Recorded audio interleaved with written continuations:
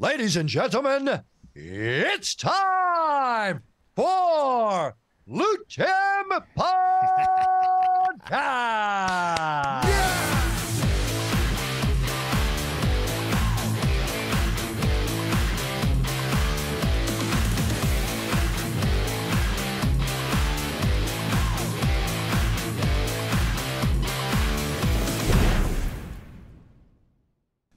David Loiseau! Et Pat Côté pour cette version rapide de l'Ultime Podcast.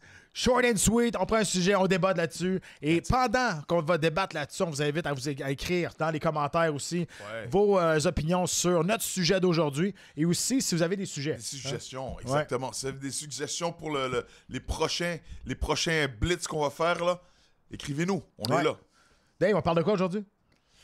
Le trash talk, les biggest trash talkers dans le MMA ou bien même dans la boxe. Ouais, ben, premièrement, toi, t'aimes-tu ça? Les trash talkers, ça vend des billets, ça attire l'attention, ça vend le match, mais des fois, il y a une limite. Et où la limite pour toi? Et où la ligne? Qu'est-ce qu'il faut pas dépasser dans le trash talk? La ligne, c'est la famille, les enfants, la copine. Religion. Religion, tu passes pas cette limite-là. Ouais. Tu peux dire, t'es laid, tu te bats comme une merde. Attaquer la personne. Attaquer la personne, son style de combat. Tu sais, des fois dans son passé, peut-être qu'il a fait des affaires, peut-être qu'il, je sais pas, il faisait du ballet, puis tu veux le niaiser sur n'importe... C'est correct. Mais aller dans la famille, les enfants, la religion... à chaque fois que je vois ça, à chaque fois que je vois quelqu'un qui passe cette ligne-là, ça me rend inconfortable. Pour la personne, pas pour la personne qui se fait insulter, pour la personne qui insulte. Parce que c'est quoi cette énergie-là que tu donnes? C'est pas bon, c'est ridicule. Mais tu sais, on parle de trash talk, on pense tout à Conor McGregor. Conor, au début, là, il avait la répartie, il attaquait la personne. Ouais. Puis, c'était incroyable, là, sa répartie, puis ses répliques. Puis, je veux dire, tout le monde se souvient de Who the fuck is that guy? Juste ça, c'est incroyable, cette phrase-là, cette quote-là. C'est implanté dans notre mémoire. Puis quand il est revenu après, on dirait que c'était comme rendu cheap un peu. Quand il s'est battu contre Habib, il a attaqué Ali Al-Belazid, il a attaqué son fils qu'on n'a jamais vu, son fils genre légitime. Where's Nathan? Personne ne comprenait, mais il est allé vraiment dans le personnel. Là. Ouais, c'était un peu trop, exactement. Il a attaqué la religion de Habib, le père, comme tu dis, Ali Abdelaziz. Ça, c'est là que j'ai vu que c'était un peu trop. Il a pris ça trop. Je pense qu'il était vraiment... Il rentrait dans son character, dans son personnage. Il voulait jouer le vilain, mais il a passé la limite. Comme Kobe Covington a fait c'est récemment. ça. Je pense que Kobe est pogné dans son personnage. Il est plus capable de s'en sortir. Parce que, tu sais, Conor, il a tout le temps fait... OK, il a vendu le combat, mais quand il arrivait en conférence de presse après, là... Il était capable de sortir de son personnage. Je veux dire, il revenait comme les deux pieds sur terre, puis hey, j'ai fait ce que j'ai fait, puis ça a marché. Puis lui, il était capable de backer ce qu'il disait aussi. Ça, c'est une autre affaire. On reviendra tantôt. Là. Mais on revenait à Kobe. Kobe n'est pas capable de sortir de son personnage.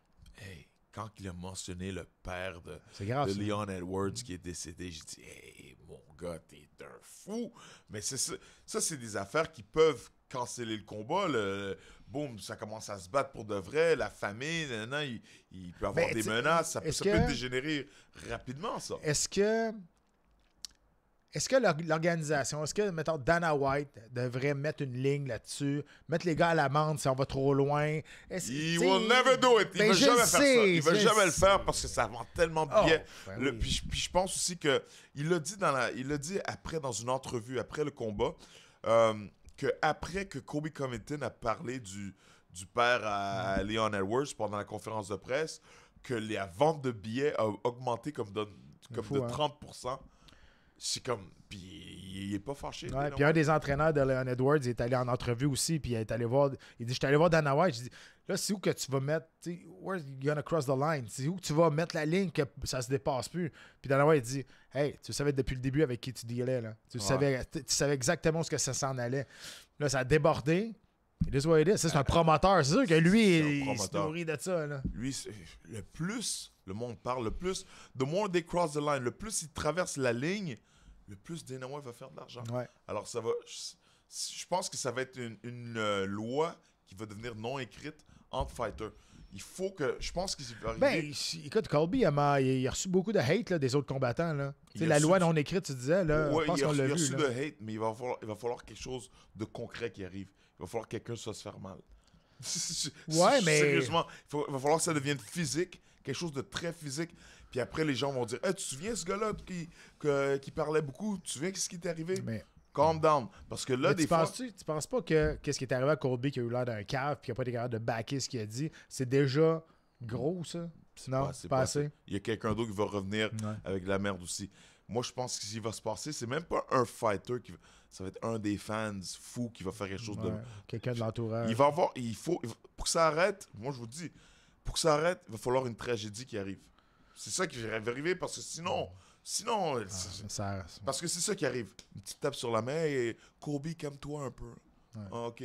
Ça va continuer.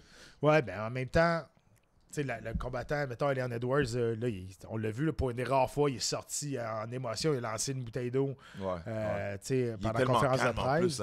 Il était carrément calme, mais c'est à ça que ça sert, le trash talk. C'est de rentrer dans la tête de ton adversaire, de le déranger, de le dérouter, que quand le combat commence, il t'en veut tellement qu'il est plus dans son plan de match. Tu sais, tu dis ça, c'est tellement vrai parce que quand Colby a fait ça, là, j'ai dit oh my God, là, Leon Edwards va essayer de lui arracher la tête. Affaire. C'est exactement ce qu'il veut. C'est exactement ce qu'il veut. Il va l'emmener au sol, puis il va le garder là, puis ça va être... Leon Edwards va se faire battre facilement. Dans ma tête, c'est ça qui est arrivé. Mais j'étais content qu'il est resté calme, il est resté dans son plan de match. Mais moi, je pensais que c'est ça qu'il voulait. Ouais. God, mais continue à nous écrire ça, les commentaires dans le vidéo pour nous dire, vous autres, aimez-vous ça du trash talk? Vous trouvez que c'est trop exagéré des fois, mais tu sais, ceux qui font du bon trash talk, ça lui met quand même beaucoup de pression sur ses épaules parce qu'à un moment donné, il faut que tu back your word. Ouais, il faut livrer la marchandise. Exact. C'est la raison pourquoi McGregor est rendu milliardaire aujourd'hui. C'est qu'il l'a tellement fait souvent. Oui, il parlait quand il était allé au Brésil. I own this town, I own Rio, I own Brazil. Oh, s'il y a bien une affaire que tu fais pas au Brésil, c'est d'écœurer le peuple brésilien. Là, t'as besoin d'une bonne sécurité. Mais qu'est-ce qu'il a fait? Ben, il a livré la marchandise. C'est clair. Mystic Mac est comme né là, il prédisait ce qui arrivait. Mais c'est pas tout le monde. C'est personne qui est capable de faire ça. Là. Man, en boxe, à part Muhammad Ali, qui a fait quelque chose du trash talk, mais de ce niveau-là, en boxe, boxe anglaise? Ben, tu disais, là, c'est cross the line. Deontay Wilder, là, il a déjà dit que son rêve, lui, c'était de tuer quelqu'un dans le ring. À un moment donné, il y a une limite aussi. On parle de la ligne de pas crosser. Il dit je serais vraiment content. Ça mettrait un top à ma carrière pour prouver que je suis vraiment le meilleur. Tu peux pas dire ça à National TV, bro. Oui, t'as jeu. Non, mais il y a un problème mental. Ça n'a pas de bon sens, là. Les fous, damn. Tuer quelqu'un dans un ring. Moi, je te dis, c'est mot pour mot. C'est exactement ça qu'il a dit. Moi, j'ai toujours voulu gagner. Puis, genre, le plus rapidement possible, la victoire la plus flagrante, la plus... flamboyante. Flamboyante, exactement. Je voulais gagner d'une manière flamboyante. Puis, je voulais pas qu'il meure. Voyons donc. C'est un sport. Tu sais, le sport de combat, je me bats contre toi. Tu m'aides à devenir meilleur. Tu comprends? Peu importe, même s'il y a une rivalité ou pas, qu'on s'aime ou pas, le fait qu'on se bat ensemble, on s'élève. Puis, tu sais, j'ai toujours dit, quand tu te bats avec l'anger, quand tu te bats juste avec la rage de vouloir péter ton adversaire, 95% de ça, tu vas perdre. Parce que là, t'es sorti de tes gonds, t'es sorti de tes bornes, puis tu penses plus vraiment au combat, tu penses juste à soigner pour l'étamper. 100%. Ça, c'est quelque chose que beaucoup de personnes qui font pas de combat s'en rendent pas. Ils le savent pas. Quand tu as la haine, quand tu frappes, faut vraiment rester relax. Tu frappes, faut rester lousse. Mais quand tu fais frapper, puis tu deviens haineux, tu veux frapper, tu deviens 30 à 40% plus lent. Ouais, tu viens tête, tu viens serré. Tu viens tête, puis tu te fatigues plus vite. C'est pour ça que c'est super important de rester calme du début à la fin du combat. C'est vraiment important. Puis c'est pour ça que les gars, ils trash talk pour pouvoir te rendre stiff. Tu sais, nous autres, c'est normal pour nous autres de dire ça. Tu sais, en boxe, tu te fais frapper, reste relax puis continue. Mais monsieur, tout le monde, tu essaies d'expliquer ça. Puis des fois, je fais de la boxe avec du monde qui sont pas beaucoup expérimentés là-dedans. Puis je dis, c'est bizarre parce que la notion de OK, il faut que je frappe quelqu'un, mais il faut que je reste le plus relax possible. Ça fait Puis au pas moment, de il sens. dit, mais ça marche pas. Moi, je Ouais, sais, ouais. ça marche pas, mais c'est ça, faut faire pareil. Tu sais. Puis le trash talk, ça va venir justement rentrer dans la tête en voulant dire, tu sais, je veux juste Exactement. l'étamper pour qu'est-ce qu'il m'a dit avant. Exactement. Puis aussi, des fois, c'est juste le fait que tu te fais toucher, là, paf, paf, des jabs. Des fois, ça frustre, ça te Ah, rend, c'est ça te rend- frustrant, ça man. te rend stiff. Mais l'affaire, c'est qu'avec l'expérience puis la sagesse, ben, c'est important de rester calme puis pas te frustrer. C'est un jeu d'échecs. Hein. Je viens de penser, tu disais à la boxe, si d'autres que Montbenel il a fait ça, le prince Prince Nassim Prince Ahmed. Nassim Ahmed, c'était quelque chose, Ouais, lui, là. ouais. Il parlait beaucoup, mais dans le ring, c'était ridicule ce qu'il Hey, faisait aussi. il Là. était tellement fort, C'était là. c'était un spectacle, lui, Ouais, du ouais. début à la fin. Du début à la fin, à un Honnêtement. moment donné, il est venu, il a fait une entrée sur un tapis volant. Ouais. Il descend tapis volant. Allez voir ça sur YouTube. Ah ouais. Prince Nassim, N-A-S-E-E-M, Hamed, Ouais. H-A-M-E-D. Sauf là, il pèse 350 livres. Vous allez dire, ben non, c'est pas lui. Oui, c'est lui. Ouais, c'est lui, c'est lui. Hey, il se battait à 135, 135, 140. Il y a eu il vient d'Angleterre. C'est un combattant qui venait de l'Angleterre. Ouais.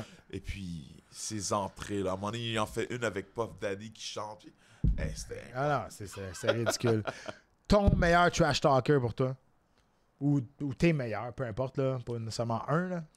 Hey, Connor a élevé le sport. Ouais. J'ai aimé ce qu'il a fait jusqu'à temps qu'il commence à parler de la religion des autres et tout. Connor, ce qu'il a fait, si Connor serait quelqu'un de quiet, là, de quelqu'un qui parle pas beaucoup, s'il était comme Leon Edwards, le sport serait pas rendu ce qu'il est aujourd'hui. Tu comprends? Il n'y aurait pas eu le combat contre Floyd Mayweather. Il n'y aurait pas eu les gros combats. Il n'y aurait pas eu tout ce qui se passe avec le sport. Tout le monde se fait payer plus d'argent. Tout le monde fait plus d'argent dans le sport, incluant Dana White. Mais Tout le monde ça sert à vendre, c'est Ouais, justement ouais, ça. Puis ça, exactement. aujourd'hui, c'est un spectacle sport et non pas un sport-spectacle. Aujourd'hui, le Exactement. spectacle est mis de l'avant. Exactement. C'est pour ça que des classements, des fois, ça fait pas de sens. Que Ouais. tu vois un gars dans la 10e position qui vend plus, qui va monter, va se battre contre Ouais. un gars Ouais. qui est en avant de lui Ouais. dans les classements. Mais tu vois, à un moment donné, Chael Sonnen, il y a eu un Ouais. title shot contre John Jones. Il était dans les. Ouais, il top avait pas 20. rapport là. Il était là. dans le top 20, mais il parlait tellement, il a réussi Uh-huh. à avoir. Hey, ça vend des billets. Mais c'est ça, le top dans l'MMA, c'est Conor McGregor. Ouais. C'est le top trash talker. Ah, ben, Et toi? oui, ça l'a été. Je te dirais, ça l'a été. Là, c'est un peu cheap, le trash talk qu'il fait là, présentement. Là, c'est En un ce peu, moment, c'est un peu cheap. c'est sûr. Mais quand il était à son À son pic, apogée, là, Ouais. c'était impressionnant la répartie qu'il avait. Je pense que le premier qui a fait du bon trash talk, c'est Tito Ortiz là. Ouais. dans l'UFC. Charles Sonnen, je te dirais que moi, je l'ai beaucoup aimé. Même s'il m'a déjà mis dans son trash talk, là, un moment donné, quand il était supposé se battre contre. Quand il s'est battu contre Anderson Silva, après moi. Ouais. Puis il m'avait traité de one leg Canadian. Ah ouais. Ça. Puis 2-3 galas après, on faisait le gala en live là, avec Jean-Paul, on décrivait, puis il était là en backstage. Puis là, je m'en vais le voir, je dis hey Charles, salut, puis il est super gentil avec moi. Hey. Je dis bro, je dis mais tu sais quoi, tu m'as traité one leg Canadian. Je dis ouais, mais c'était pour l'écœurer lui, pas l'écœurer toi. Là. Pour vrai, Charles est vraiment, vraiment cool, Ben ouais, là, ben honnêtement. ouais. Mais Ouais. je trouve que lui, il a élevé le trash talk à un autre niveau, vraiment, jusqu'à temps que Conor arrive. Ouais, jusqu'à temps que Conor arrive, mais l'affaire, c'est que lui, c'est même pas ça. C'est pas que le trash talk à Conor est meilleur. C'est juste que Conor gagnait. Il gagnait par KO. Voilà. Parce que Charles Sonnen, c'est pas quelqu'un qui assomme les gens. Non, il n'y a pas de KO power. C'est pas le meilleur submission artist. Alors, mais Conor, il est arrivé avec le trash talk au même niveau que Charles Sonnen, mais bon, la main gauche qui rentrait. KO, Voilà. KO. Charles, quand il s'est battu contre Tito Ortiz à Bellator, là, quand il a sorti la quote. T'en souviens-tu quand il a parlé de Jenna Jameson? Ouais. Il avait dit Tito Ortiz, il dit ce gars-là, il a juste un title fight parce qu'il gagne avec les mots qui sortent de sa bouche. Ouais. Puis Charles Sonnen avait dit, il dit moi Tito, la seule personne que je connais qui gagne sa vie avec sa bouche, il dit c'est ton ex. Ton ex-femme. Cette quote-là est fantastique. En français, pas bien bonne, mais Non, en non, anglais, en anglais, ouais. que ça sort bien. Ouais, là, c'est pas vrai, bien là. sorti. Puis, mais Tito était furieux. Mais c'était. Ah. Man. Tu sais, je me rappelle pas des combattants qui ont vraiment choqué ou de quoi de main sous l'effet du trash talk. Tu sais, plus, tu sais, mettons les face-à-face, tu sais, plus ça va intimider, je pense. Tu sais, Vanderlei Silva, quand il était dans son pic, il te regardait dans les yeux, mais il te regardait en arrière de la tête en même temps. Tu sais, c'est pas. Il y a beaucoup de monde qui, là, ils ont choqué sur les gars, et là, je m'en vais à la guerre. Trash talk, je sais pas. Moi, à un moment donné, quand Tito Ortiz s'est battu la deuxième ou troisième fois contre Chuck Liddell, il rentrait, puis à un moment donné, il arrêtait. C'est la première fois que je pensais qu'il voir un combattant retourner de bord. Je dis, ben non, il retourne de bord. Puis là, finalement, il a continué. Là. Mais j'ai pas de souvenir que sur un trash talk ou de quoi de même, il y a du monde qui ont vraiment choqué ou qui ont parti. Mais ça dérange tout le temps. Puis ça, on ne sait pas s'il choke ou de quoi de même. Mais dépendamment comment tu es affecté, dépendamment que si t'es vraiment fragile là-dessus, il y a des points que... La force de Conor aussi, c'est qu'il étudiait ses adversaires et il savait exactement où aller peser pour les déranger. Et il étudie, genre, pas seulement ton adversaire, il étudie tes coachs, ton manager. Tu sais, quand il s'est attaqué à Ali Abdelaziz, qui est le manager à Habib. Ouais, mais ça, c'est des études. Là. Il a fait des recherches. Comment il savait tout ce qui se passait avec l'enfant de Ali Abdelaziz? Hey, il fait des recherches, ces gars-là. Ils font des recherches. Continuez de nous écrire des commentaires, continuez de nous écrire des sujets à venir. On va tout lire ça. Et pour moi, en tout cas, on est d'accord, le meilleur trash talker présentement qu'il y a eu, Conor McGregor. Yeah. J'espère que s'il revient à la compétition, il va revenir avec la bonne vieille, trash talk. Ça reste à voir. On se revoit le prochain coup.